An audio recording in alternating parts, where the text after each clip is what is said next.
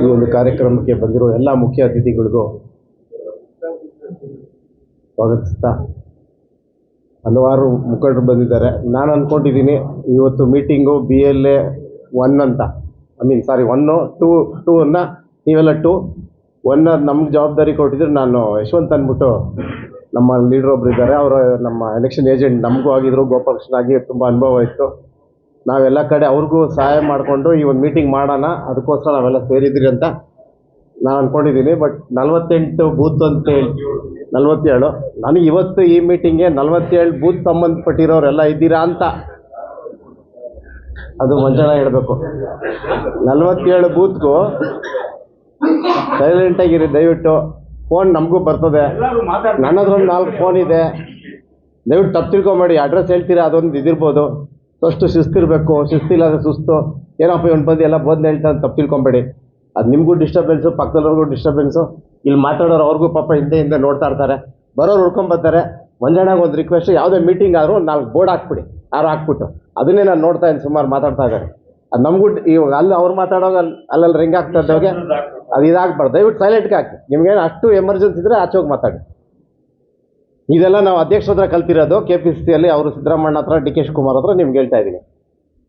ಯಾಕಂದರೆ ಇದ್ರದ್ದು ಇಂಪಾರ್ಟೆನ್ಸ್ ಇನ್ನೂ ಗೊತ್ತಿಲ್ಲ ನಿಮಗೆ. ಬೂತ್ ಕಮಿಟಿ ಅಂದರೆ ಬರೋದು, ಕಾಫಿ ಟೀ ಕುಡಿಯೋದು, ಹೋಗೋದು. ಮತ್ತೊಂದು ಇವಾಗ ಎಲೆಕ್ಷನ್ ಇವ್ರು ಹೇಳ್ದಂಗೆ ಇನ್ನು 2026ನೇ ಇಸ್ವಿಯಲ್ಲಿ ನಗರಸಭೆನೂ ಬರ್ತದೆ, ಪಂಚಾಯತ್ ಎಲೆಕ್ಷನ್ ಬರ್ತದೆ. ಅದು ಇದು BBMPಗೆ ಸೇರ್ಕೊಬೋದು. ಇಲ್ಲ ಯಾವುದೋ ಒಂದು ಎಲೆಕ್ಷನ್ ಬರುತ್ತೆ, ಯಾವುದೋ ಎಲೆಕ್ಷನ್ ಬಂದಾಗ ಯಾರೋ ನಿಮ್ಮಲ್ಲೇ ಒಬ್ರು ನಿಲ್ತಾರೆ. ಇಲ್ಲಿರೋರೇ ನಿಲ್ಬೋದು, ಇಲ್ಲ ನಿಮ್ಮಲ್ಲೇ ಒಬ್ರು ನಿಲ್ಬೋದು, ಇಲ್ಲ ನಿಮ್ಮ ಯಾರೋ ಕಾರ್ಯಕರ್ತರು ಬಂದಿಲ್ಲ ಇರ್ಬೋದು, ಅವ್ರು ನಿಲ್ಬೋದು. ಅವ್ರಿಗೆ ಸಂಘಟನೆ ಒಂದು ಇದರೊಳಗೆ ಒಳ್ಳೆಯ ಸಂಘಟನೆ ಆಗಬೇಕು. ಬೂತಲ್ಲಿ ಆ ಬೂತ್ ಸಂಬಂಧಪಟ್ಟವರೇ ಅದಕ್ಕೆ ಜವಾಬ್ದಾರಿ ತಗೊಂಡು, ಇವಾಗ ಅವರು ಯಶವಂತ್ ಅವ್ರಿಗೆ ಬರ್ತಾ ಇದ್ದಾರೆ, ಅವ್ರು ಊರಿಗೆ ಹೋಗಿದ್ರು. ಅವ್ರೇನೋ ನನಗೆ ಇದು ಮಾಡೋದಿದ್ದಾರೆ, ಒಂದು ಪೇಪರ್ ಇಟ್ಬಿಟ್ಟು ದಯವಿಟ್ಟು ನಿಮ್ಮ ಹೆಸರು, ನಿಮ್ಮ ಟೆಲಿಫೋನ್ ನಂಬರ್ ಮಾಡಿ, ನಾನೇ ಖುದ್ದಾಗೆ 48 ಜನಕ್ಕೂ ಫೋನ್ ಮಾಡ್ತೀನಿ. ಯಾಕಂದರೆ ನಮಗೆ ತುಂಬ ಕ್ಲೀನಾಗಿ ಕ್ಲಾಸ್ ತೊಗೊಂಡಿದ್ದಾರೆ. ನಿಮಗೆಲ್ಲ ಆಶ್ಚರ್ಯ ಪಡೋಂಥ ವಿಷಯ ಏನಂದರೆ, ಯಲಹಂಕದಲ್ಲಿ ಒಂದು 70,000 ಓಟು ಕಳ್ಳೋಟಿದೆ. ಹೆಂಗೆ ಮಾದೇವಪುರದಲ್ಲಿ 1 ಲಕ್ಷ ಅಂದರು, RR ನಗರದಲ್ಲಿ 85-90 ಇದೆ, ಯಲಹಂಕದಲ್ಲಿ 70,000 ಓಟಿದೆ. ನಮಗೆ ಬೇಕಾಗಿರೋದು ಬರೀ 25-30,000 ಓಟು. ಎಲ್ಲ ನಿಮ್ಮೆಲ್ಲ ಆಶೀರ್ವಾದದಿಂದ ಹೆಚ್ಚು ಕಡಿಮೆ 80,000 ಓಟ್ ಬಂದಿದೆ. ನಮ್ಮ ಸರ್ಕಾರ ಇದ್ದಿಲ್ಲ ಅವಾಗ. ಏನು ಇವ್ರದ್ದು ಮೊನಪಲ್ಲಿ, ಏನು ಇವ್ರದ್ದು ಇದು ಪೊಲೀಸ್ ಸ್ಟೇಷನ್ ಕಂಟ್ರೋಲ್ ಏನು, ತಾಲೂಕು ಆಫೀಸ್ ಕಂಟ್ರೋಲ್ ಏನು, ಅಷ್ಟೇ ಮಾಡೋಕ್ಕಾಗಿದ್ದು ಇವ್ರ ಕೈಲಿ. ಇವಾಗ ಏನೂ ಕಂಟ್ರೋಲ್ ಇದ್ದಿದ್ದು ಈಗ ನಮ್ಮನ್ನೇ ಲೀಡರ್ಗಳು ಗೆಲ್ಸ್ಕೊಬೇಕಾದ್ರೆ ಕಂಟ್ರೋಲ್ ನಿಮ್ಮ ಕೈಲಿದೆ. ಕೆಲವೊಂದು ರಾಜಕೀಯ ನಡೀತದೆ, ಇಲ್ಲ ಅಂತ ಹೇಳಿಲ್ಲ. ಅದು ನಾನು ಮೊನ್ನೆ ದಾಸನಪುರದಲ್ಲಿ ಹೇಳ್ದೋಗೆ ಅದು ಪ್ರತಿ ಸಲ ಹೇಳ್ರೆ ಅದು ಸರಿ ಹೋಗಲ್ಲ.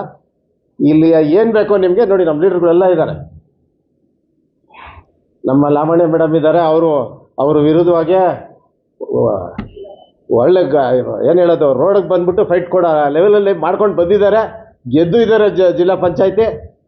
ಇಲ್ಲ ಆದ್ವೇಷಕ್ಕೇನು ಅವ್ರ ಮೇಲೆ ಇದು ಸೇಟ್ ತಿರ್ಸ್ಕೊಂತಾರ ಗೊತ್ತಿಲ್ಲ. ಹಂಗೆ ಫೇಸ್ ಮಾಡೋಕ್ಕೆ ಅವರಿದ್ದಾರೆ, ಅವರಿಂದ ನಾವೆಲ್ಲ ಇದ್ದೀರಿ, ನೀವು ಇದ್ದೀರಾ. ಒಂದು ಶಕ್ತಿ ತುಂಬಂಥ ಕೆಲಸ ಮಾಡೋಣ. ಯಾರು ನಂಬೋಕ್ಕಾಗ್ತಾ ಇಲ್ಲ.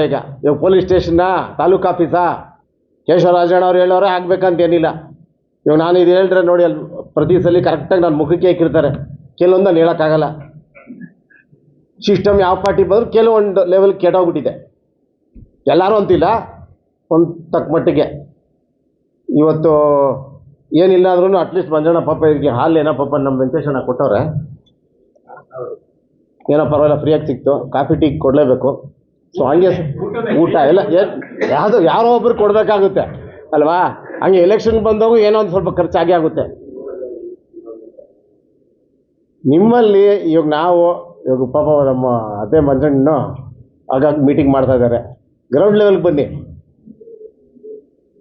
ನಾನು ನಾಮಿನೇಷನ್ 40,000 ಜನ ಸೇರಿಸಿದ್ದೆ. BJPಯವರು 20,000 ಜನದ ಮೇಲೆ ಯಾವುದೂ ಸೇರಿಸಿಲ್ಲ. ಅದು on record paper, police report ಬಂತು. ಅವರೇ 3 ಓಟ್ ಹಾಕ್ಬಿಡ್ಬೋದಾಯ್ತು, ಯಾಕೆ ಹಾಕಿಲ್ಲ ಗೊತ್ತಿಲ್ಲ. ಅದು ನಮ್ಮಲ್ಲೇ ಏನೋ ಸ್ವಲ್ಪ ವೀಕ್ನೆಸ್ ಇತ್ತೇನೋ. ಹೋಗ್ತಾ ಶುರು ಆಯಿತು ಜೋರಾಗೆ. ನಾನು ಮಾಡಿದ್ದೇನೋ ತಪ್ಪಾಗೋಯ್ತೇನೋ ಗೊತ್ತಿಲ್ಲ, ಸೈಲೆಂಟಾಗೆ ಮಾಡಬೇಕಾಯ್ತು. ಒಂದ್ಸಲ ಅನಿಲ್ ಬರೆದಿದ್ರು, ಒಳಗೊಳಗೆ ಇವರು ಪಕ್ಷ ಕಟ್ತಾ ಇದ್ದಾರಂತ.